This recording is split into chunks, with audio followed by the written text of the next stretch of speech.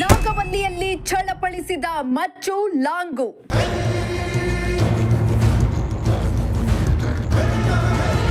ಬೆಳ್ಳಂಬೆಳಗ್ಗೆ ಮಲಗಿದ್ದ ವ್ಯಕ್ತಿ ಮೇಲೆ ಏಕಾಏಕಿ ಅಟ್ಯಾಕ್.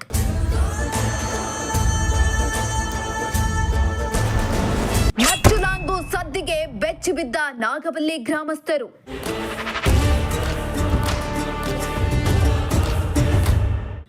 ಗ್ರಾಮಾಂತರ ಕ್ಷೇತ್ರದಲ್ಲಿ ಬೆಳ್ಳಂಬೆಳಗ್ಗೆ ಮಚ್ಚು ಲಾಂಗು ಝಳಪಳಿಸಿದ್ದು ತುಮಕೂರು ಜಿಲ್ಲೆ ಕ್ರೈಮ್ ಸಿಟಿ ಆಗ್ತಿದ್ಯಾ ಎಂಬ ಆತಂಕ ಸೃಷ್ಟಿಯಾಗಿದೆ. ಇಷ್ಟು ದಿನ ತುಮಕೂರು ನಗರದಲ್ಲಿ ಮಚ್ಚು ಲಾಂಗು ಸದ್ದು ಮಾತ್ರ ಕೇಳ್ತಾ ಇದ್ವಿ. ಇದೀಗ ತುಮಕೂರು ಗ್ರಾಮಾಂತರ ಕ್ಷೇತ್ರದ ಹೋಬಳಿ ಹಳ್ಳಿಗಳಲ್ಲೂ ಕೂಡ ಚಾಕು ಚೂರಿ ಸದ್ದು ಜೋರಾಗಿದೆ. ಹೌದು, ತುಮಕೂರು ನಗರದ ಕೇವಲ 20 ಕಿಲೋಮೀಟರ್ ದೂರದಲ್ಲಿರೋ ನಾಗವಲ್ಲಿಯಲ್ಲಿ ಬೆಳ್ಳಂಬೆಳಗ್ಗೆ ಮಚ್ಚು ಲಾಂಗಿನಿಂದ ಅಟ್ಯಾಕ್ ಮಾಡಿರೋ ಪ್ರಕರಣ ಬೆಳಕಿಗೆ ಬಂದಿದ್ದು ನಿದ್ದೆಯಿಂದ ಎದ್ದ ಜನರು ಅಕ್ಷರಶಃ ಬೆಚ್ಚಿ ಬಿದ್ದಿದ್ದಾರೆ.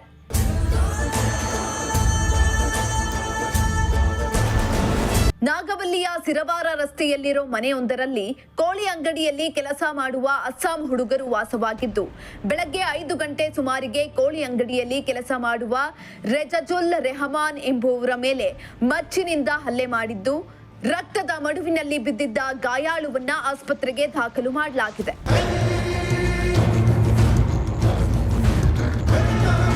ಇನ್ನು ನಾಗವಲ್ಲಿ ಗ್ರಾಮದ ನಿವಾಸಿಯಾದ ಅಂಜದ್ ಅಲಿ ಖಾನ್ ಎಂಬುವರ ಕೋಳಿ ಅಂಗಡಿಯಲ್ಲಿ ಅಸ್ಸಾಂ ಮೂಲದ ರೆಜಜುಲ್ ರೆಹಮಾನ್ ಹಾಗೂ ಖುರ್ಷಿದ್ ಉಲ್ ಅಲೀಂ ಎಂಬುವವರು ಕೆಲಸವನ್ನ ಮಾಡ್ತಾ ಇದ್ದು ಇವರಿಬ್ಬರು ಅಂಜನ್ ಅಲಿ ಖಾನ್ ಅವರ ಸಿರವಾರ ರಸ್ತೆಯಲ್ಲಿರೋ ಹಳೆ ಮನೆಯಲ್ಲಿ ವಾಸ ಮಾಡಲು ಅವಕಾಶವನ್ನ ಕೊಡಲಾಗಿತ್ತು.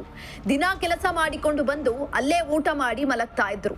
ಅದರಂತೆ ನಿನ್ನೆ ರಾತ್ರಿ ರಜಜುಲ್ ರೆಹಮಾನ್ ಹಾಗೂ ಖುರ್ಷಿದ್ ಉಲ್ ಅಲೀಂ ಊಟ ಮಾಡಿ ಮನೆಯಲ್ಲಿ ಮಲಗಿದ್ರು. ಆದ್ರೆ ಬೆಳಗಿನ ಮುಂಜಾನೆ ವೇಳೆ ರಜಜುಲ್ ರೆಹಮಾನ್ ಮೇಲೆ ಯಾರೋ ಹಲ್ಲೆ ಮಾಡಿದ್ದಾರೆ. ಕೂಡಲೇ ಈ ಬಗ್ಗೆ ಮನೆ ನಿವಾಸಿಯಾದ ಅಂಜದ್ ಅಲಿ ಖಾನ್ ಅವರ ಮಗ ತಮ್ಮ ಚಿಕ್ಕಪ್ಪನಿಗೆ ಕಾಲ್ ಮಾಡಿ ಮನೆ ಬಳಿ ಗಲಾಟೆ ಆಗಿದೆ, ಕೂಡಲೇ ಮನೆ ಬಳಿ ಹೋಗಿ ಎಂದು ಹೇಳುತ್ತಿದ್ದಂತೆ ಅಂಜದ್ ಅಲಿ ಖಾನ್ ಸಹೋದರ ವಾಜಿದ್ ಮನೆ ಬಳಿ ಹೋಗಿ ನೋಡಿದ್ದು ರಜಜುಲ್ ರೆಹಮಾನ್ ಮೇಲೆ ಯಾರೋ ಹಲ್ಲೆ ಮಾಡಿದ್ದು ರಕ್ತದ ಮಡುವಿನಲ್ಲಿ ಬಿದ್ದು ಒದ್ದಾಡುತ್ತಿದ್ದವನ್ನ ಕೂಡಲೇ ಆಸ್ಪತ್ರೆಗೆ ದಾಖಲು ಮಾಡಲಾಗಿದೆ.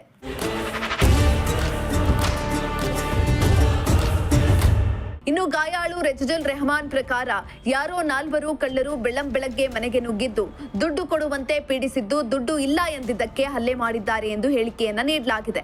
ಆದ್ರೆ ರೆಜಜುಲ್ ಮೇಲೆ ಕಳ್ಳರೇ ಅಟ್ಯಾಕ್ ಮಾಡಿದ್ದಾರಾ ಅಥವಾ ಕೋಳಿ ಅಂಗಡಿಯಲ್ಲಿ ಜೊತೆಗೆ ಕೆಲಸ ಮಾಡ್ತಿದ್ದ ವ್ಯಕ್ತಿಯೇ ಹಲ್ಲೆ ಮಾಡಿದ್ದಾರಾ ಎಂಬ ಅನುಮಾನ ವ್ಯಕ್ತವಾಗಿದೆ. ಸದ್ಯ ಈ ಸಂಬಂಧ ವಾಜಿದ್ ಎಂಬುವವರು ಹೆಬ್ಬೂರು ಪೊಲೀಸ್ ಠಾಣೆಯಲ್ಲಿ ಪ್ರಕರಣ ದಾಖಲು ಮಾಡಲಾಗಿದೆ.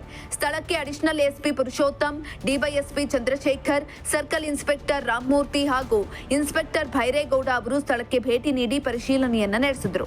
ಇನ್ನು ಪೊಲೀಸರ ತನಿಖೆ ಬಳಿಕ ಹಲ್ಲೆ ಮಾಡಿದವರು ಯಾರು ಅನ್ನೋದು ಗೊತ್ತಾಗಲಿದೆ. ಶ್ರೀನಿವಾಸ್ ಸೋಪಮ್ಮಹಳ್ಳಿ, ಪ್ರಜಾಶಕ್ತಿ ಟಿವಿ, ತುಮಕೂರು.